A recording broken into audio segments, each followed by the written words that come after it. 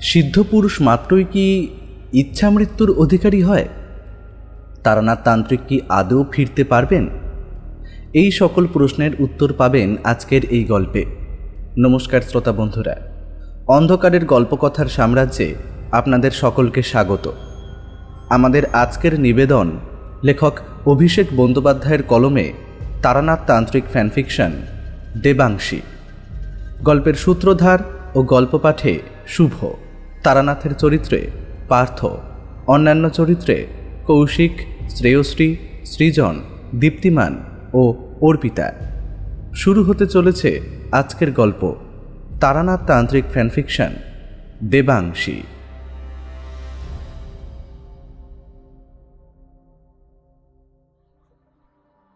আজ এমন এক কাহিনী আপনাদের কাছে আনতে চলেছি যা আমার আর কিশোরীর জীবনে ঘটা এক অবিশ্বাস্য উপাখ্যান, যার পরে তারানাথের গল্প নিয়ে এবং তার অতীন্দ্রিয় ক্ষমতা নিয়ে কিশোরী আর জীবনে কোনোদিন সংশয় প্রকাশ করেনি। শুনুন তবে, তারানাথের সঙ্গ মানেই যে শুধু অলৌকিক বা ভূত পিশাচের অদ্ভুত অভিজ্ঞতা বা তাদের মোকাবিলা নয়, সত্যিকারের সাধকের উদ্দেশ্য সাধনার মাধ্যমে সাধারণের মনে এক ঐশ্বরিক বৃক্ষের বীজ রোপণ। আমরা মানুষের মাধ্যমে ঈশ্বর লাভ করতে পারি, আর ৮৪ লক্ষ জনিতে জন্ম মৃত্যুর শেষে শ্রেষ্ঠ জন্ম মানব জন্মেই ঈশ্বরের সঙ্গে পরমেশ্বরের মিলনের এক দুরূহ সুযোগ ঘটে। তবে অধিকাংশ মানুষই বিষয়, বিলাস, ব্যসন, ভোগ ফুর্তিতেই কাটিয়ে দেয় গোটা জীবন। কিন্তু একজন সাধক কিন্তু এগিয়ে যান মানব জন্মের অভীষ্ট লক্ষ্য পূরণে। তারানাথও তার আরাধ্যা দেবীর দর্শন পেয়েছিলেন, তার সঙ্গে যাপনের সুযোগও পেয়েছিলেন। শুধু মধুসুন্দরী দেবী কেন, দেবাদিদেবের কালভৈরব রূপ, ডামরতন্ত্র সিদ্ধ সাধিকা, দৈব্য মনুষ্য অমর জীবন, কাকে ছেড়ে কাকে বলি। তবে রক্ত মাংসের গৃহী মানুষ আমরা, সর্বদা ভোগ বিলাস মত্ত আমরা তারানাথের মতো দৃষ্টি পাইনি। তাই আমাদের জীবনে খানিক পুঁথিবদ্ধ জ্ঞান ছাড়া বাকিটা ইতর প্রাণীর মতোই ত্রিকর্তব্যময়। আহার, বিহার, মৈথুন, এই যা। ঈশ্বরের সান্নিধ্য লাভ করাকে সকালে উঠে দাঁতন করার মতোই একটা অভ্যেসে পরিণত করে ফেলেছি আমরা। তাতে না থাকে পূর্ণ আস্থা, না থাকে পূর্ণ ভক্তি। ঈশ্বরকে আমরা স্বার্থ পূরণের মাধ্যম করেছি মাত্র। দেহি দেহি মন্ত্রে ত্রাহি ত্রাহি করে শুধু প্রয়োজনের সময় তার সামনে ভিক্ষার ঝুলি মেরে ধরেছি। তবে ভক্তি ও বিশ্বাসহীন প্রার্থনায় কি ঈশ্বরের অনুগ্রহ লাভ হয়? তাই জন্য প্রাপ্তির ঝুলি অধিকাংশ সময় অপূর্ণই রয়ে যায়। তার অস্তিত্ব নিয়ে সন্দেহ প্রকাশেও আমরা কিন্তু পিছু হটি না। তাই তারানাথের গপ্পগুলো মাঝে মাঝে কেমন যেন স্বপ্নের মতন মনে হয়। মহাকাব্য, পুরাণ, উপকথা এবং রূপকথা ব্যতীত দেবদেবীর দর্শন লাভের ঘটনা বড়ই বিরল। আর সাধারণ এক তন্ত্রসাধক জ্যোতিষ পূর্ণ সাধনা না করেই সিদ্ধি পেয়েছে, এ কথা আমার প্রত্যয় হলেও কিশোরী সেন বরাবরই তারানাথের এই পরম প্রাপ্তিকে এক প্রশ্ন চিহ্নে চিহ্নিত করেছে। কারণ শুধুমাত্র কিছু ভবিষ্যৎবাণী ছাড়া তারানাথ আমাদের কোনোদিন তার কোনো অতিলৌকিক শক্তির পরিচয় দেয়নি। তাই তার জীবনলব্ধ অভিজ্ঞতাগুলি কিশোরীর কাছে বরাবর গপ্পই মনে হয়েছে। সেদিন ছিল রথযাত্রা, আপিসে ছুটি। সারাদিনের সঙ্গী অল্প বিস্তর ঝিরঝির বৃষ্টি। গিন্নির তৈরি এক পেয়ালা বৈকালিক চা নিয়ে বসে, তাই লেখার খাতাটি খুলে এইসব ভাবনাগুলো লিপিবদ্ধ করছি। এমন সময় নিজের রাস্তায় কিশোরীর হাঁক শোনা গেল। ও হে লিপিকার মহাশয়, বলি এখানে দাঁড়িয়ে দাঁড়িয়ে কি ভিজবো? তোমার কি কলম পেশা শেষ হয়নি নাকি? আরে ঠাকুরমশাই যে বাদলা দিনে তার আষাঢ়ে গল্প নিয়ে অপেক্ষা করছেন, তার কি হবে? ভাবজগতের নিমগ্নতা থেকে চমকে উঠলাম। তাই তো, তারানাথের সম্পর্কেই এত কথা লিখতে গিয়ে এটাই ভুলে গিয়েছিলাম যে আমার আর কিশোরীর আজ বিকেলে তারানাথের বাড়িতে যাওয়ার কথা। তবে এই অবিশ্বাসের জন্যই কিশোরীর উপর মাঝে মাঝে রাগও হয়। উপরে জানালা দিয়ে উঁকি মেরে জিভ কেটে তার উদ্দেশ্যে বললাম, এই মাফ করো ভাই, একদম ভুলে গিয়েছিলাম। 2 মিনিট দাঁড়াও, এক্ষুনি ধুতিটা বদলে আসছি। তড়িঘড়ি বাড়ির ধুতি বদলে বগলে একটা ছাতা গুজে নিচে এসে উপস্থিত হলাম। বললাম, হে মোর অবিশ্বাসী মিত্র, তা আষাঢ়ে গল্পই যদি হবে, তবে এই বাদলা দিনে এতটা পথ ঠেঙিয়ে শুনতে যাও কেন বাপু? আচ্ছা আচ্ছা, চলো মহাসত্য শ্রবণ করে আসি। তবে কি জানো, কানে শোনা জিনিস তো চোখে আর দেখতে পেলুম না, তাই চক্ষু কর্ণের বিবাদ অপূর্ণই রয়ে যাবে। সে যাগে, তা কিসে যাবে, বাস না ট্রাম? এইটুকু তো পথ, চলো হেঁটেই চলে যাই। যেতে যেতে ঠাকুর মশাইয়ের জন্য পেঁয়াজি আর পাঁপড় ভাজা কিনে নেবক্ষণ, সঙ্গে পাসিং শোটাও তো নিতে হবে। এই 3 রত্নের সমাহারে ঠাকুর মশাই বেশ খুশি হবেন বলেই মনে হয়। অগত্যা কিশোরীও তাই করল। ট্রাম লাইন ধরে হাঁটতে হাঁটতে কচি কাঁচাদের সাথে রথযাত্রায় সামিল হলাম। ছোট ছোট ছেলেমেয়েরা ছোট ছোট রথ সাজিয়ে তার মধ্যে জগন্নাথ, বলরাম এবং সুভদ্রার মূর্তি নিয়ে মহা ফুর্তির সাথে বাবা কাকার সঙ্গে রাস্তায় বেরিয়েছে। রথের জৌলুস দেখে আমার প্রতিবার একটি কথাই মনে পড়ে, রথ ভাবে আমি দেব, পথ ভাবে আমি, মূর্তি ভাবে আমি দেব, হাসেন অন্তর্জামী। সত্যি দেবত্বের লড়াইও মহা প্রতিযোগিতা। যাই হোক, ঠাকুরমশাইয়ের বাড়ি পৌঁছানোর আগে তেলে ভাজা, সিগারেট আর পাঁপড় ভাজা কিনতে কিন্তু ভুললাম না। তারানাথের বাড়ির দরজার সামনে দাঁড়িয়ে তারানাথের গলা পেলাম। তিনি শিক্ষকের মতো কন্যাচারীকে কিছু যেন পড়ে শোনাচ্ছেন। তখনই দরজার কড়া না নেড়ে একটু বাইরে দাঁড়িয়েই রইলাম আর শুনতে চেষ্টা করলাম তারানাথ ঠিক কি পড়ে শোনাচ্ছে চারিকে। কান পাততেই শুনলাম তারানাথ বলছে, ঋষি কবি বেদব্যাস বলেছেন, ধর্মে চার্থে চ কামে চ মোক্ষে চ ভরত সর্বা यदि हस्ति তদন্যত্র জন্যে হস্তি না কুত্রচিৎ। এর অর্থ হল, ধর্ম, অর্থ, কাম, মোক্ষ, জীবনের চতুর্বর্গ আছে মহাভারতে। মানুষের দৈনন্দিন জীবনচর্যা থেকে আরম্ভ করে তার পরম মোক্ষ লাভ পর্যন্ত সকল ভাবের সকল কথাই এই মহাকাব্যে বলতে চেয়েছেন শ্রীকৃষ্ণ স্বয়ং। এমন একটা মনোলোভাতুর বিষয় নিয়ে আলোচনা হচ্ছে, অথচ আমরা বাইরে দাঁড়িয়ে রয়েছি, তা কি হয়? ধৈর্য হারিয়ে ফেলেই আমরা তারানাথের বাড়ির কড়া নাড়লাম, তারানাথের কণ্ঠ পেলাম, যা তো মা, দরজাটা খুলে দে, এ মনে হচ্ছে মানিক জড়ি এসেছে। চারিয়ে এসে দরজা খুলে হাসি মুখে বলল, শুভ রথযাত্রা কাকাবাবুরা, আসুন আসুন। বাবা সে কখন থেকে আপনাদের পথ চেয়ে বসে আছে, আর কড়া নড়ে উঠতে বলে দিলেন আপনারা এসেছেন। শুভ রথযাত্রা। এই নাও চারিমা, রথের মেলা থেকে পাঁপড় আর পেঁয়াজি নিয়ে এসেছি, তুমি খাও আর আমাদের সবাইকেও দাও। ভিতরে ঢুকে তারানাথকে প্রণাম করে জিজ্ঞেস করলাম, কি করে বুঝলেন ঠাকুর মশাই আমরাই এসেছি? সব কিছুর জন্য কি আর হাত গুনতে হয় ভাই? একে রথযাত্রার দিন, আপিস কাছারি ছুটি, তারপর বাদলার দিন, এ তো তোমাদের আগমনের প্রশস্ত সময় রে। আর তোমরা দুটিতে ছাড়া বাদলা দিনে এই বুড়োটার ভাঙা কুটিরে আর কি বা আড্ডা জমাতে আসে? তা আজ একটা জম্পেশ গপ্প, মানে আপনার অভিজ্ঞতা শুনবো তো। বসো তো, আগে গুছিয়ে বসো। চারিকে একটু কিছু আনতে বলে। তার দরকার হবে না ঠাকুর মশাই, আমরা বাইরে থেকে পেঁয়াজি আর পাঁপড় ভাজা নিয়ে এসেছি, চারিমার হাতে তো দিয়েও এসেছি। ওই এক্ষুনি 3 পেয়ালা চা সহযোগে এসব নিয়ে এলো বলে। তা শুধু রথই দেখোনি, কলাও বেঁচে এসেছো হে।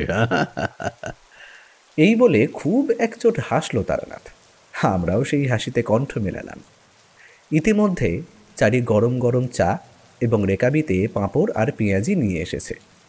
তারানাথ সেটা দেখল, আর পেঁয়াজিতে হাত দেওয়ার আগে মহাভারতের পুঁথিটা প্রণাম করে শালু দিয়ে বেঁধে দেরাজের মধ্যে তুলে রাখল। বললাম, বাইরে থেকে আপনার পাঠ করা মহাভারতের অংশ শুনতে পেলাম তো, বেশ লাগছিল কিন্তু। তা চারিমাকে পড়াচ্ছিলেন বুঝি?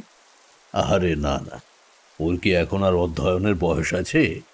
তবে মানুষের জীবন নিয়ে কথা বলতে গেলে তোমায় একবার এই মহাকাব্যখানি পড়তেই হবে। চারি বিভিন্ন সময় বিভিন্ন রকমের প্রশ্ন করে মানুষের জীবনযাত্রা নিয়ে, তাই ওকে বইটি বার করে ওই বইটির বিশেষত্ব বোঝাচ্ছিলাম। তখনই তোমরা এলে। তা থামলেন কেন? আমরাও শুনি। আগেও বলেছি কিশোরীর দুর্মতি। সে ফস করে বলে বসল, আরে কি যে বলো, কোথায় ঠাকুর মশাইয়ের গপ্প আর কোথায় সেই মান্ধাতার আমলের মহাভারত? তারানাথ কিন্তু রাগল না। অবোধ শিশুকে যেমন স্নেহের সহিত বোধের আলোতে আলোকিত করা হয়, তারানাথ তেমনই তাকে বলল, আচ্ছা, তুমি কে? তোমার সেটা জানতে ইচ্ছে করে না? জানতে ইচ্ছে করে না কেন আমরা মনুষ্যতর জীব নই? জীবনের গুরুত্ব, দায়িত্ব, কর্তব্য, প্রতিজ্ঞা, প্রতিবাদ, এই সব সম্পর্কে জানতে গেলে তোমাকে তো গীতা পড়তেই হবে ভাই। জীবনের সারল্য যেমন প্রয়োজন, দরকারে কঠোরও হতে হয়। আহার বিহার মৈথুনি শুধু মনুষ্য জীবনের উদ্দেশ্য হতে পারে না। আচ্ছা, এইসব কি ঘটেছিল ঠাকুর মশাই, নাকি শুধু সমাজকে বার্তা দেওয়া ও কর্তব্য এবং অকর্তব্যের ফারাক বোঝাতেই মুনি ঋষিরা এসব লিখেছেন? কূপে বাস করা ভেক সর্বদাই মনে করে কূপের বাইরে কিছু নেই, কিন্তু সেটা তো আর সত্যি নয়। তেমনি আমাদের জ্ঞানকূপের বাইরে যে জ্ঞান সাগরটি আছে, সেটিও মিথ্যা নয়। সে যাকে, এখন বলো তো, তোমাদের আবদারটা কি? আবদার তো আপনার গপ্পের থুরি অভিজ্ঞতার কাহিনী। গল্প যদি শুনতে চাও তবে মনে অবিশ্বাসের সহিত এ গল্প শোনা চলবে না। কারণ অভিজ্ঞতা যে সঞ্চয় করে সেই একমাত্র বোঝে অভিজ্ঞতার দাম। হ্যাঁ, হয়তো শুনতে সেটা গপ্পের মতোই লাগে, তবে বাকশিল্পের নির্যাস আছে বলেই সত্যগুলি কিন্তু মিথ্যা হয়ে যায় না। কিশোরীর কথা ছাড়ুন তো, নিন এবার শুরু করুন। তারানাথ একটা পাঁপড় ভাজা তুলে নিয়ে মচমচ করে খেতে লাগলো। তারপর তৃপ্তির উদ্গার তুলে বলল, আহ, বেড়ে বানিয়েছে তো। এরপর সিগারেটের প্যাকেট থেকে একটা পাসিংশো জ্বালিয়ে মজ করে টান দিয়ে চিন্তার অতলে চোখ বুজে তলিয়ে গেল তারানাথ। আমরা তার সাথেই তারা নিস্তব্ধতা যাপন করতে লাগলাম। কারণ ভাবার্ণবের যত গভীরে তারানাথ ডুব দেবে, তত উঠে আসবে মহামূল্যবান অভিজ্ঞতার রত্নরাজি।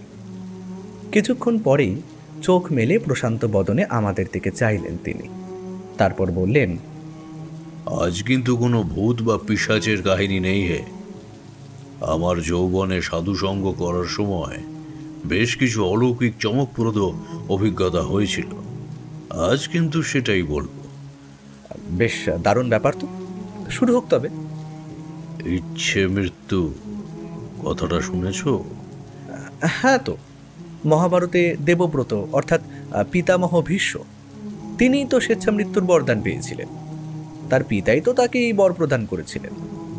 হ্যাঁ, তবে তার ইচ্ছা ছিল তিনি সূর্যের উত্তরায়ণের সময় নিজের দেহ ত্যাগ করবেন। কারণ সূর্যের উত্তরায়ণে দেহ ত্যাগ করলে পূর্ণ মোক্ষ লাভ হয়। তবে এ হলো বরদান, এবং শরীরের ভেতরে থাকা অঙ্গ প্রত্যঙ্গের মধ্যে একটা অসম লড়াই। কারণ অঙ্গ প্রত্যঙ্গ বিকল হয়ে পড়ছে, ক্ষত ছড়িয়ে পড়ছে সারা শরীরে। তারপরেও তাকে ইচ্ছা অনুযায়ী তার শরীরের আভ্যন্তরীণ ব্যবস্থাকে সচল রাখতে গেলে উপযুক্ত চিকিৎসার প্রয়োজন, নতুবা বরদানই মিথ্যা হয়ে যায়। এই সময় হস্তিনাপুরের চিকিৎসক সুভদ্র শর্মা আমৃত্যু তার পরিচর্যা করেন। তার ক্ষত পরিষ্কার থেকে শুরু করে তাকে ঔষধি প্রয়োগ করা থেকে সমস্ত কিছুই করতে হয়। শ্রীগাল কুকুরদের থেকে তার দেহকে অক্ষত রাখতে এই স্থানে সেনা মোতায়েন করা হয়। সেই সময় কৌরব ভ্রাতাদের আর কেউ জীবিত নেই। যুধিষ্ঠির হস্তিনাপুর সম্রাট হয়ে রাজ্য শাসন করছেন। তা যথাযোগ্য সময় ভীষ্ম পিতামহ সূর্য উত্তরায়ণে ফিরবার সময় নিজের দেহত্যাগ করলেন ও মা গঙ্গার ক্রোড়ে মোক্ষ লাভ করলেন। হ্যাঁ, বেশ অবাক লাগে। আমরাও যদি ইচ্ছা মৃত্যুর বড় সমৃদ্ধ হয়ে মৃত্যুর সময়কালকে পিছিয়ে দিতে পারতাম, কি ভালো হতো বলুন। তারানাথ রেগে গেলেও এখন তা প্রকাশ করে না। তবে মাঝে মাঝে সুমিষ্ট কণ্ঠে বাক্যর শ্লেষ বিদ্ধ করতে কিন্তু ছাড়ে না। সে বলল, তোমার যা বিশ্বাসের জোর, তুমি এমনি অমর হয়ে থাকবে। হ্যাঁ, ওসব বরটর দরকার হবে না। ঠাকুরমশাই, ওর কথা ছাড়ুন তো, আপনি বলুন। তোমরা স্বেচ্ছামৃত্যুর কথা পড়েছ মহাকাব্যে। আমি কিন্তু স্বেচ্ছামৃত্যু নিজের চোখে দেখেছি। বলেন কি ঠাকুরমশাই, স্বেচ্ছা মৃত্যু এই ঘোর কলিযুগে? আলবাত, এই কলিযুগেই। পৃথিবী থেকে ধর্ম এখনো বিনষ্ট হয়ে যায়নি হে পুরোপুরিভাবে। অপ্রকৃত সাধন শক্তি নিয়ে তাই বহু সাধু সন্ত এখনো রয়ে গেছে পৃথিবীতে। তোমাদের সাধারণ মানুষের ইচ্ছাশক্তি আর বিশ্বাসের জোর নিয়ে একটা ঘটনা তো বলেইছিলাম। সেই কালিকা প্রসাদের পিতা চণ্ডিকা প্রসাদ মা কালীর কৌটো নেড়ে অপশক্তি তাড়িয়েছিলেন। সে যাকে, তা যেটা বলছিলাম সেটা এখন শোনো। সত্যযুগের মানুষ বেশি বরদান পেত এবং ঈশ্বরের সান্নিধ্য লাভ করত একটাই কারণে, কারণ সে যুগে 4 পাদ ধর্ম ছিল। সকলে সত্যি কথা বলতো, কেউ মিথ্যা ছল বা কপটতার আশ্রয় নিত না। পরিবারের একজন রূপে দেবতাদের পুজো করা হতো। সেই সময় কেউ পাপ করার চিন্তা করতেই পারত না। অধর্ম কি মানুষ জানতই না। এরপর এলো ত্রেতা যুগ, যেখানে 3 পাদ ধর্ম, 1 পাদ অধর্ম। সেই প্রথম যুদ্ধ হলো ধর্মের সঙ্গে অধর্মের। নারায়ণের অবতার শ্রীরাম বধ করলেন রাবণকে। তারপর এলো দাপর যুগ, এখানে 2 পাদ ধর্ম আর 2 পাদ অধর্ম। তাই ধর্ম প্রতিষ্ঠার জন্য আরও একবার যুদ্ধ হলো অধার্মিক কৌরবদের সঙ্গে ধার্মিক পাণ্ডবদের। আর ধর্ম স্থাপনের জন্য নারায়ণ শ্রীকৃষ্ণের অবতার নিয়ে অর্জুনের সারথি হলেন। যখনই অধর্ম পৃথিবীকে গ্রাস করেছে, তখনই নারায়ণ তার অবতার নিয়ে এসে অধর্মকে শেষ করে ধর্মকে স্থাপন করেছেন। তিনি বলেছেন, ধর্ম সংস্থাপনায়ার্থ সম্ভবামি যুগে যুগে, অর্থাৎ অধর্মকে শেষ করে ধর্মকে স্থাপন করতে তিনি যুগে যুগে অবতীর্ণ হবেন। এখন কলিতে 3 পাদ অধর্ম থাকলেও 1 পাদ ধর্ম রয়ে গেছে। তাই সত্যিকারের অতীন্দ্রিয় এবং অতিলৌকিক ক্ষমতাধারী সাধুর সংখ্যা অত্যন্ত কম। তারা নিজের সাধনার জন্য বেছে নিয়েছেন দুর্গম পার্বত্য অঞ্চল বা অরণ্য, যেখানে সাধারণ মানুষের নিত্য চাওয়া পাওয়া ছোঁয়াচ নেই। তোমাদের বিশ্বাস না হওয়ারই কথা, কারণ তেমন দৃষ্টি না থাকলে সেই সব মানুষ খুঁজে পাওয়া বিরল। হয়তো তুমি তাকে সামনে থেকেই দেখতে পাবে, কিন্তু তোমার চোখ তাকে চিহ্নিত করতে পারবে না, কারণ তোমরা এই মহামায়ার ছায়ার মধ্যে আবদ্ধ হয়ে রয়েছ। যতক্ষণ না এই মায়াজাল ছিন্ন করতে পারছো, পূর্ণমাত্রায় ঈশ্বর লাভ হবে না। তাই কিশোরী বাবু, তোমার অবিশ্বাস অবিশ্বাসী থেকে যাবে। যাকে যা বলছিলাম।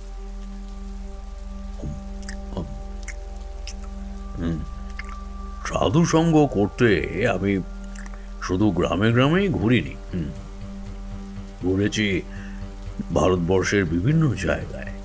বারাণসী, প্রয়াগ, গঙ্গাসাগর, হিমালয়ের পার্বত্য অঞ্চল, গহন অরণ্য, সব জায়গায় আমি অবাধ বিচরণ করেছি সঠিক সাধু সঙ্গের আশায়। কখনো রামনিধি সান্যালের মতো 150 আয়ু ঊর্ধ্ব সাধুর দেখা পেয়েছি, কখনো বিরাম খালি শ্মশানে বেতাল জাগিয়ে তোলার ভয়ঙ্কর কাপালিকের সঙ্গেও রাত্রি যাপন করেছি। কখনো হাকিনী সিদ্ধা মাতুক বাগলির সান্নিধ্যেও এসেছি। তবে এই ঘটনা হলো হরিদ্বারে। সেখানে চণ্ডী পাহাড় যেতে গেলে মহা দুর্গম পথ পেরোতে হতো। নীলধারা পেরিয়ে উঠতে হতো চণ্ডী পাহাড়, আর ছিল আরও দুর্গম মনসা পাহাড়। সেই ভয়ঙ্কর পাকদণ্ডী বেয়ে যখন সেখানে পৌঁছালাম, তখন ভয়ঙ্কর শীতের মধ্যেও গলদঘর্ম অবস্থা হলো আমার। চণ্ডী পাহাড়ে ওঠার ইচ্ছা থাকলেও সেখানে মন্দির বন্ধ হয়ে যাওয়ার আশঙ্কায় আর উঠলাম না। সেখানে গঙ্গা নদীর যে ধারা নেমেছে, সেইটাই নদীর আসল ধারা। স্থানীয় লোক তোমায় সঙ্গে করে না নিয়ে গেলে তুমি ফিরে আসার পথ খুঁজে পাবে না। সেইখানে নদীর ধার ধরে ধরে নিজের মতো পদচারণা করছি। হঠাৎ শেষ বিকেলের আলোয় একটা জিনিস দেখতে পেয়ে সর্বাঙ্গ যেন আমার শিহরিত হয়ে গেল। দেখতে পেলাম সাধুদের শ্মশান, তবে চিতা বা গোর নয়। এখানে মৃত্যুর পর তাদের জলসমাধি দেওয়া হয়, তবে তারা আখড়ার বা মঠের সাধু। মনুষ্য জীবনের মৃত্যু ঘটিয়ে তবেই সন্ন্যাস নিতে হয়। সন্ন্যাস নেওয়ার পূর্বে নিজের পিণ্ডদানও করতে হয়। সাধু মানে মনুষ্যরূপে মৃত, তাই আলাদা করে আর অগ্নি সংস্কার বা মৃত সমাধি দিতে হয় না। তবে রামকৃষ্ণ মঠের সাধুদের অগ্নি সংস্কার এবং বৈষ্ণব সম্প্রদায়ের মহন্ত বা সন্ন্যাসীদের মৃত সমাধি দেওয়া হয়। এই জলসমাধি এমন, মৃতদেহকে একটি কাষ্ঠ পেটিকার সঙ্গে শিকলে বেঁধে তাকে পদ্মাসন মুদ্রায় বসিয়ে চন্দন লেপে পট্টবস্ত্র পরিয়ে ঘাটে হাঁটু জলে বসিয়ে দেওয়া হয়। এতে তার সম্পূর্ণ দেহ জলে নিমজ্জিত হয়, বেরিয়ে থাকে শুধু মাথাটা। জীবিতকালেও তিনি যেমন শিব জ্ঞানে মানব সেবা করেছেন, মৃত্যুর পরেও তিনি তার দেহ বিলিয়ে দেন জলজ পশু প্রাণীদের মধ্যে। কখনো মাছ, কখনো কচ্ছপ সেই দেহ খায়। এইভাবে ধীরে ধীরে সেই মৃতদেহের সদ্গতি হয়, আর তার পবিত্র দেহের অংশ খেয়ে পাপমোচন করে শাপিত ইহজন্মের ইতর প্রাণীরা সাপমুক্ত হয়ে জন্ম মৃত্যুর চক্র হতে উদ্ধার পেয়ে যায়। তার সেদিন দুপুরেও দেখেছিলাম এক সাধুকে ঠিক ওইভাবে জলসমাধি দিতে নিয়ে যাওয়া। অতর্কিতে হাঁটতে হাঁটতে সাধুদের শ্মশান ক্ষেত্র যখন সেই দৃশ্যের মুখোমুখি হলাম, ভয়ঙ্কর চমকে উঠেছিলাম। জলের মধ্যে ভাসছে 5টি সাধুর মুন্ডু। কেউ 4 দিন আগে মারা গেছে, কেউ 10 দিন আগে, বা কেউ 1 মাস আগে। মাথায় কিঞ্চিত পচন ধরেছে, কিন্তু যেগুলো 2 দিন বা 1 দিনের, সেগুলোর দেহ এক ফোঁটাও নষ্ট হয়নি। তপস্যার বলে ও তপস্যার ফলে তারা মৃত্যুর পরও একই রকম রয়েছে। মনে মনে হঠাৎ বেশ সাহস অর্জন করলাম। ভাবলাম, এতে ভয় পাওয়ার কি আছে? সাধু মানে তো সিদ্ধ পুরুষ, তার অখণ্ড স্বর্গলাভ হবে। সাধু কি কখনো প্রেতাত্মা বা ভূত হতে পারে? এর কিছুক্ষণ পরে একটা দৃশ্য দেখে এগিয়ে গেলাম। জলের কাছাকাছি এসে দেখলাম একজন সাধুর মাথা জলের ঢেউয়ের সঙ্গে আন্দোলিত হচ্ছে। তার দৃষ্টি নিবদ্ধ সম্পূর্ণ আমার দিকে। মনে হচ্ছে আমি যেদিকে যেদিকে যাচ্ছি তার মৃত চোখের দৃষ্টি যেন আমায় অনুসরণ করছে। তার মুখ এতই জীবন্ত যে মনেই হচ্ছে না তিনি কিছুক্ষণ আগেই মারা গেছেন। কঠোর ব্রহ্মচর্য এবং তপস্যার ফল যে কি হয় তা আমি সেদিন প্রথম জানলাম। ওরে বাবা, এ তো ভীষণ সাংঘাতিক ব্যাপার। তারপর কি হলো ঠাকুরমশাই? তারানাথ চায়ের পেয়ালায় এক সশব্দ চুমুক দিয়ে আবার বলতে শুরু করল।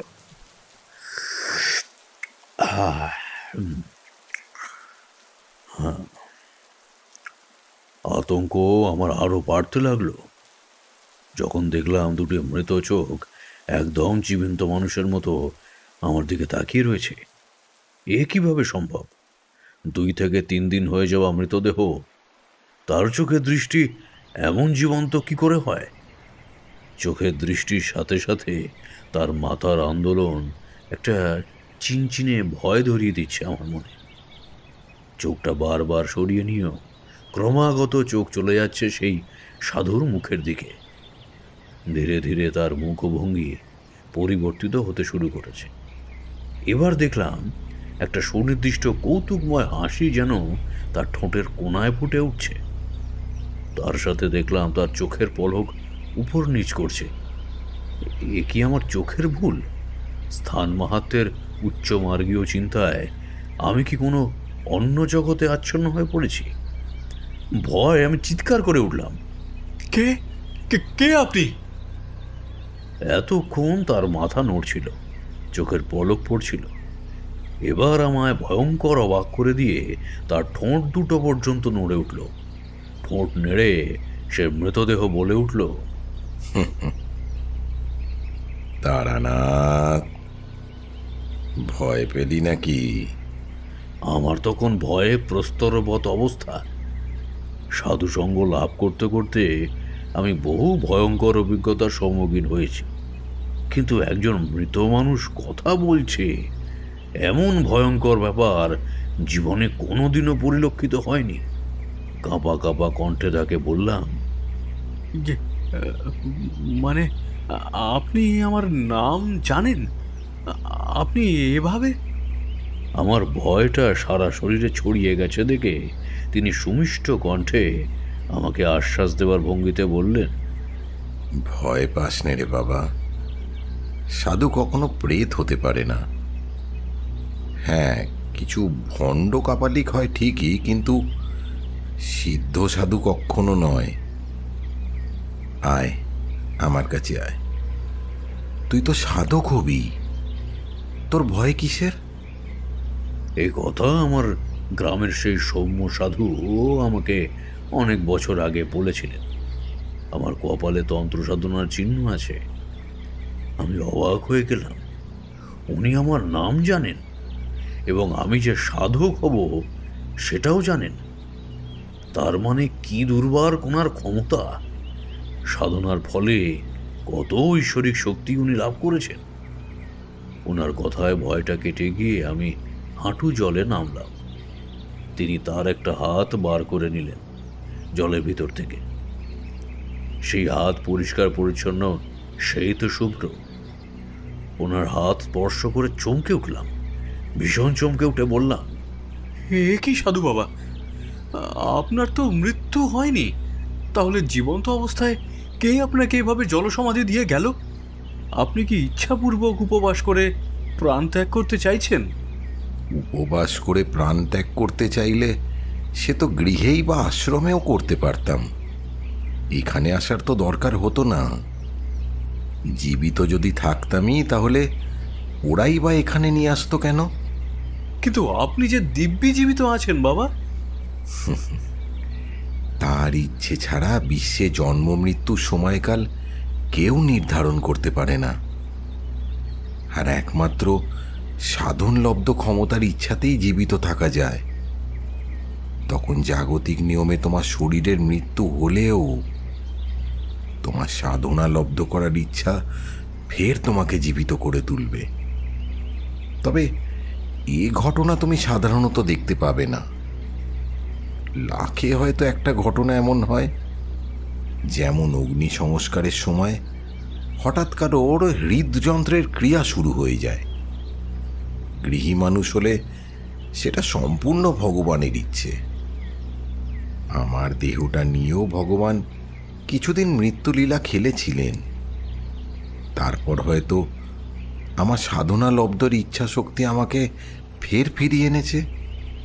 তবে সেই হুঁশ ফিরতে দেখলাম আমাদের আশ্রমের সন্তানরা আমাকে এখানে দিয়ে গেছে। তাদেরই বা দোষ কি বলো? জ্ঞান ফিরে আপনি চেঁচিয়ে কাউকে ডাকেননি? এখান থেকে উদ্ধার পাওয়ার কোনো ব্যবস্থাই করেননি? এদিকে তো কেউ আসে না বাবা, নির্জন স্থান। তাই এখানে মহা সাধু সন্তদের, মহাযোগীদের সমাধি দেওয়া হয়। তুমি সাধক মানুষ বলে দৈবযোগে ঘুরতে ঘুরতে চলে এসেছ। সাধারণ মানুষ হলে তারা ভূত মনে করেই পালিয়ে যেত। একটু আগে যেরকম তুমি ভয় পেয়েছো। আপনি চাইলে নিজেই তো জল থেকে উঠে আসতে পারতেন। আপনার তো 2 হাত উন্মুক্ত। না রে বেটা, কি হবে এত হাঙ্গামা করে? এখানে তো ভালোই আছি। ওখানেও নতুন মহন্ত এসেছেন, তিনি নিজের মতো করে সব সাজিয়ে নিয়েছেন। আবার যদি ওখানে যাই তবে তারা তো নিদারুণ ভয় পেতেন। আশ্রমের একটা গোলমালও সৃষ্টি হতো। তারপর 2 দিন পর কাঁধে করে আমাকে আনতে গেলে ওরা হয়তো মনে মনে গাল দিত। আগামীকাল অবধিই তো বাঁচব, তেমনিই তো ইচ্ছা ছিল আমার। আগামীকাল সূর্য উদয়নের পথ ধরেছে, আমার সমাধি লাভের প্রশস্ত সময়। ওই সময় আমি অবাক হয়ে যাচ্ছি। সাধু এসব কি বলছে? উত্তরায়ণ, মৃত্যুর ইচ্ছালব্ধ সময়। বললাম, কি করে বুঝলেন আগামীকালই? তুমি তো সাধক হবে, বুঝতে পারবে একদিন। সঠিক সাধনা করতে পারলে তোমার মৃত্যুকে ত্বরান্বিত করার জন্য ঈশ্বর তার লীলা দেখাবেন। আমি ভালোই আছি এখানে। ঈশ্বরকে ডাকার এমন নির্জন স্থান আমি আর হয়তো কোথাও পাবো না। মানুষের জীবন ধারণের কষ্ট কি কম? তাছাড়া সিদ্ধি লাভের পরে মঠের কাজকর্মে ব্যস্ত হয়ে তাকে দুবেলা ডাকার মতো ঠিকমতো ফুরসতই পেতাম না। এখন এই নির্জনে ঈশ্বর চিন্তা করে নিজের যাওয়ার পথটাই আমি সুগম করি। তা বলে ওইভাবে বসে থাকবেন অর্ধেক জলের নিচে? বুকে ঠান্ডা লেগে যাবে যে। তা লাগুক, বৈজ্ঞানিক উপায় শরীরের মৃত্যুর জন্য একটা তো উপলক্ষ চাই। সেই জন্যেই না মরেও আপনি মৃতের মতো এখানে উপবেশন করবেন? আপনার তো এখনো দরকার আছে এই পৃথিবীতে বাবা। বলেন তো, আমি আশ্রমিকদের খবর দিচ্ছি। ওটা করিস নে বেটা, জগৎকে আমি অনেক দূরে সরিয়ে দিয়েছি। না মরেও মৃত্যুরে আনন্দ, এমন সৌভাগ্য কার হয় রে বেটা? যা বেটা যা, আমায় শান্তিতে থাকতে দে। আমি আর ফিরব না, তবে তোকে আশীর্বাদ করছি, তোর কল্যাণ হোক। যা বেটা যা। এইটুকু বলে তিনি আবার চোখ বুজলেন। ফের দেখে মনে হলো কোনো মহামানবের নিথর দেহ পবিত্র গঙ্গার ফল্গু ধারায় ভাসছে। ভীষণ মন খারাপ নিয়ে অনিচ্ছা সত্ত্বেও সেখান থেকে ফিরে এলাম। যে সরাইখানায় উঠেছিলাম সেখানে সারা রাত দু চোখের পাতা এক করতে পারলাম না। একটা অপরাধ বোধে মনটা খালি ছটফট করতে লাগলো। একজন মানুষকে চাইলে আমি বাঁচাতেই পারতাম, প্রচেষ্টা না করে আমি তাকে মরতে দিয়ে এলাম। তখনই আমার বোধ হওয়া উচিত ছিল তৎক্ষণাৎ কোনো বৈদ্যকে ডেকে ওনার অবিলম্বে চিকিৎসা করানো উচিত ছিল।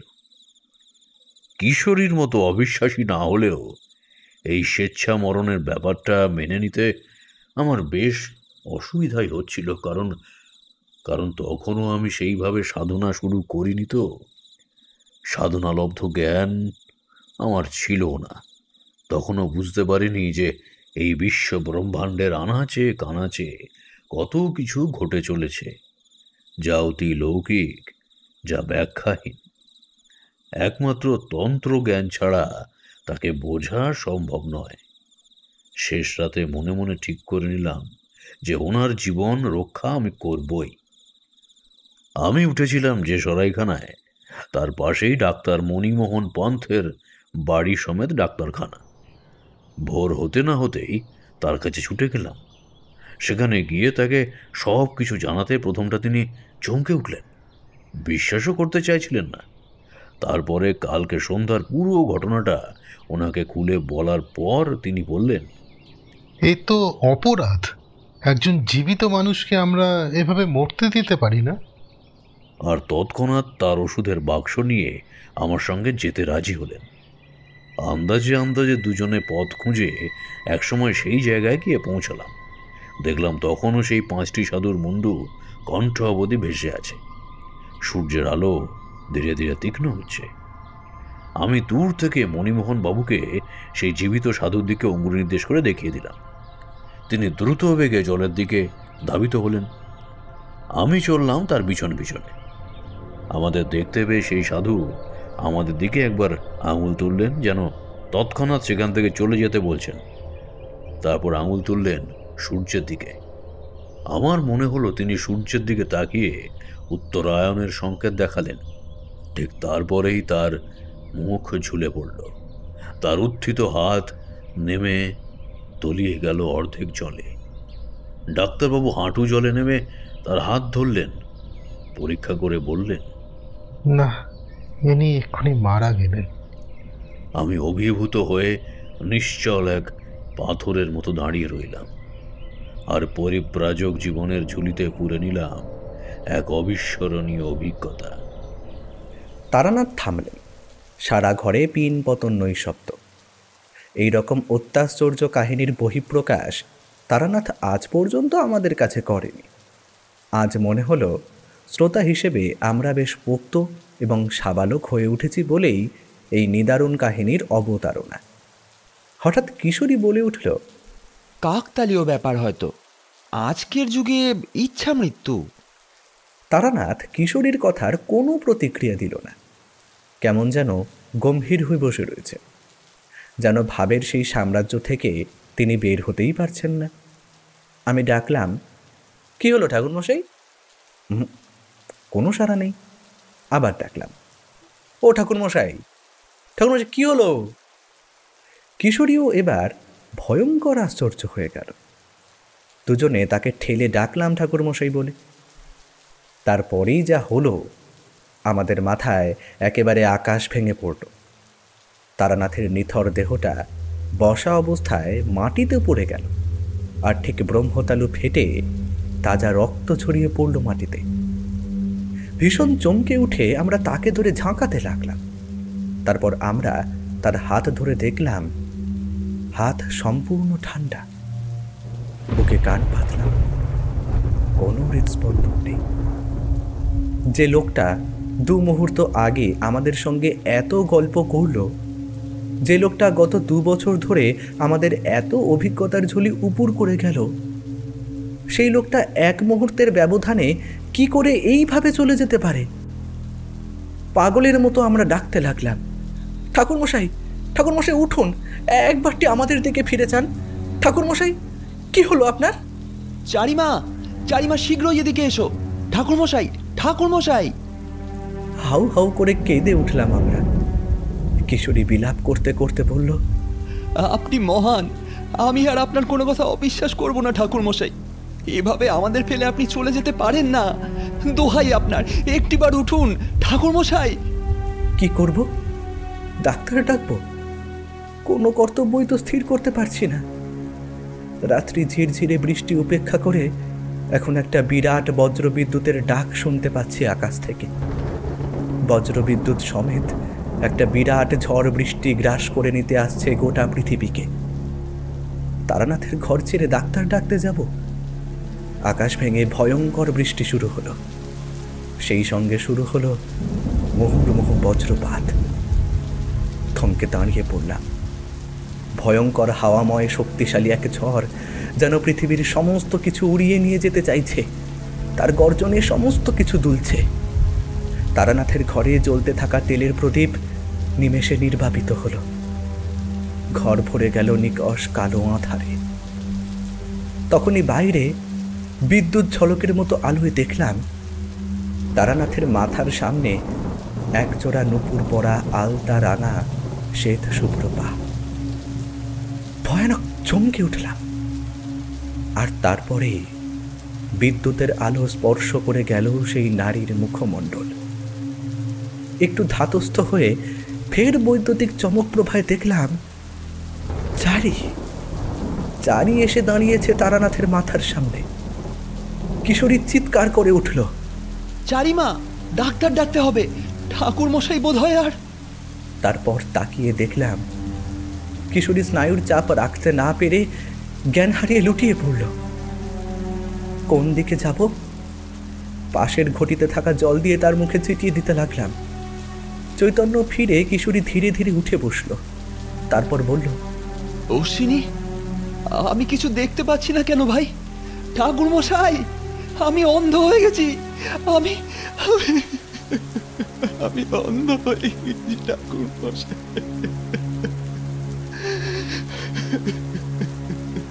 হাউ হাউ করে কেঁদে উঠল কিশোরী। হঠাৎ যেন তার এই ক্রন্দন কিছুক্ষণের মধ্যে স্তব্ধ হয়ে গেল। যে দেখলাম সে চাইলেও আর কোনো কথা বলতে পারছে না। তার মুখে কেউ যেন অদৃশ্য কুলু পেঁটে দিয়েছে। প্রস্তর ঘন কিশোরীর মূর্তিটা যেন আমার পাশে বিহবল হয়ে বসে আছে। চারি হাসি মুখে তারানাথের মাথার সামনে তখনও দাঁড়িয়ে আছে। সে কি অন্য কিছু ভাবছে? নাকি অকস্মাৎ পিতৃবিয়োগের শোকে সে স্থানও প্রস্তরবৎ হয়ে গেছে। এমন সময় আমার চোখ দুটিও ঈষৎ ঘোলাটে হয়ে গেল। এ কি ধোঁয়াশা না অন্য কিছু?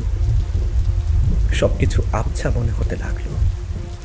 তখনই হাজার চোখ কচলেও সেই ধোঁয়াশা কাটল না। ঠিক এমন সময় একটা আরামদায়ক সুগন্ধ ঘরকে আচ্ছন্ন করে ফেলল। এবার ধীরে ধীরে চোখের ধোঁয়াশাটা ফিকে হচ্ছে। সেই আধো নীলাভ ধূম্র আলোকে দেখলাম চারি। এ কোন চারি? এ কি সত্যি চারি?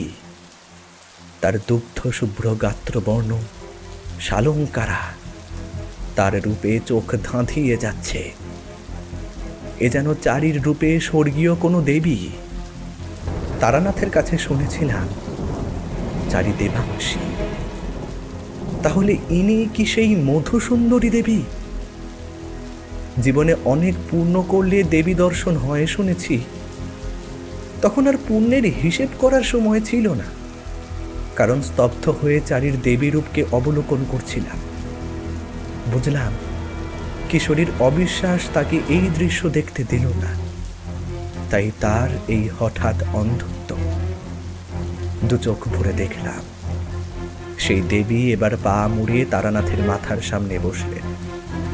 নিস্তব্ধতা ভেদ করে দৈব কণ্ঠে বলে উঠলেন, তারানাথ, ওঠো, আমি তোমার কন্যারূপ চারি বলছি। তোমার এখনো অনেক সময়, অনেক কার্য বাকি। এই সমাজের তোমাকে দরকার, তোমার কন্যার তোমাকে দরকার, তোমার ভালোবাসার মানুষদেরও তোমায় দরকার। এখনো পৃথিবীকে নীতি ও বিদ্যা শিক্ষা দেওয়ার সময় তোমার শেষ হয়ে যায়নি। এসো, ওঠো। এরপর একটা আলোকদূতি সেই দেবীর হৃদয়স্থান থেকে বেরিয়ে স্থাপিত হলো তারানাথের হৃদয়স্থানে। ধীরে ধীরে চোখ মেলে আধো আচ্ছন্ন তারানাথ উঠে বসল। তারপর হাসি মুখে সেই দেবীর দিকে তাকিয়ে তাকে প্রণাম করল। আর সেই সময় আমার চোখে ঘনিয়ে এলো গহীন অন্ধকার। অশ্রী, কিশোরী! আধো জ্ঞানে কার যেন ডাক শুনতে পাচ্ছি। ধীরে ধীরে চোখের আলো স্পষ্ট হচ্ছে। প্রদীপের আলোয় ঘরটা যেন উদ্ভাসিত। অবাক বিস্ময়ের সাথে প্রথমে জেগে উঠলাম আমি। আমার অব্যবহৃত পরেই কিশোরী। তাহলে কিশোরীও এতক্ষণ অচৈতন্য ছিল। জ্ঞান ফিরে পেয়ে সে ঠাকুর মশাইকে বসে থাকতে দেখে একরাশ আনন্দ অশ্রু নিয়ে তার পায়ে লুটিয়ে পড়ল। বলল, আপনি ফিরে এসেছেন ঠাকুরমশাই, আপনি ফিরে এসেছেন। এই দেখুন, আমি চোখে দেখতে পাচ্ছি ঠাকুরমশাই, আমি চোখে দেখতে পাচ্ছি ঠাকুরমশাই, আমি চোখে দেখতে পাচ্ছি। আমিও বিস্ময় বিহ্বল হয়ে উঠলাম। এ কি দেখলাম আজ চোখের সামনে! তারানাথের পা ছুঁতেই তারানাথ অত্যন্ত কুণ্ঠিত হয়ে বলল, আরে আরে, করছো কি? মাথাটা খারাপ হয়ে গেছে নাকি? এমনভাবে তারানাথ কথাটা বলল যেন মুহূর্তখানেক আগে ঘটা ঘটনা যেন এক স্বপ্ন। আদবেই কোনো ঘটনা ঘটেনি। কিশোরী হাউ হাউ করে কাঁদতে কাঁদতে বলল, আপনি মানুষ নন ঠাকুরমশাই, আপনি এক বিস্ময়। আপনি শুধু তারানাথ নন, আপনি মহাজ্ঞানী তারানাথ, আপনি মহাজ্ঞানী তারানাথ, মহাজ্ঞানী তারানাথ। চারি ততক্ষণে 3 পেয়ালা চা নিয়ে ঘরে ঢুকেছে। তার দিকে তাকিয়ে ভীষণ অবাক হলাম। কোথায় কি, কোথায় দৈব রূপ? সে সেই গৃহস্থ ঘরের মোটা কাপড় পরা অতি সাধারণ ষোড়শী মেয়েটি। আমি অভিভূত হয়ে তার দিকে তাকিয়ে আছি। সে বলল, কি হয়েছিল কাকাবাবু আপনাদের? এমন শরীর খারাপ হয়ে অচৈতন্য হয়ে গিয়েছিলেন কেন? এ কথা শুনে আমি স্তম্ভিত হয়ে বসে রইলাম। কোনো উত্তর বেরোল না। তারানাথ শুধু হাসি মুখে বলল, নাও চা খাও। তবে কি তারানাথ এতক্ষণ যে ইচ্ছা মৃত্যুর গল্প বলল আর দৈবযোগে সেই মৃত্যু থেকে ফিরে আসার কাহিনী ও শোনালো, তা কি সত্যি? কিশোরীর চোখ থেকে তখনও জলের ধারা গড়িয়ে পড়ছে। আবারও আমরা দুজনেই তারানাথের পা ছুঁয়ে প্রণাম করলাম। আমি চারির পা ছুঁয়ে প্রণাম করতে যেতেই সে অত্যন্ত কুণ্ঠিত হয়ে পা সরিয়ে নিয়ে বলল, আরে কি কি করছেন কি কাকাবাবু? আমার পাপ হবে।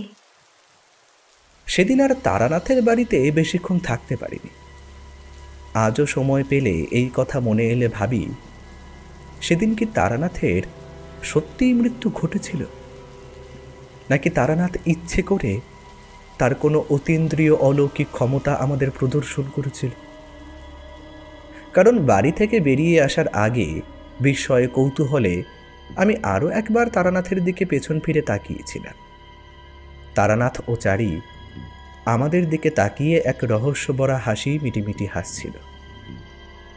তখনই আমার চোখ যায় মেঝের দিকে, ঠিক যেখানে তারানাথ পড়েছিল।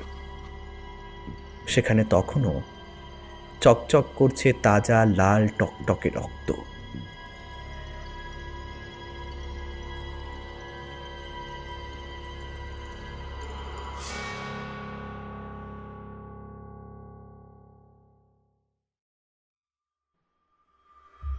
শুনছিলেন লেখক অভিষেক বন্দ্যোপাধ্যায়ের কলমে তারানাথ তান্ত্রিক ফ্যানফিকশন দেবাংশী। সম্পাদনা, ডিরেকশন এবং ভিডিওর ভিজুয়াল এফেক্টসে প্রায়ণ গোস্বামী। শব্দ পরিকল্পনা, মিশ্রণ এবং আবহ সৃষ্টিতে সাউন্ডস্কেপ। পোস্টার ডিজাইনে কৃষ্ণেন্দু মণ্ডল। কেমন লাগলো আজকের গল্পটি? ভালো লাগলে অবশ্যই আমাদের সাবস্ক্রাইব করে আমাদের সাথে থাকুন এবং লাইক ও কমেন্টের মাধ্যমে আপনার মতামত জানান। এরকম গল্প যদি আরও শুনতে চান তাহলে প্লিজ আমাদের কমেন্টের মাধ্যমে জানান। দেখা হবে নতুন কোনো গল্পে। ততক্ষণের জন্য শুভরাত্রি। ভালো থাকবেন এবং সকলকে ভালো রাখবেন।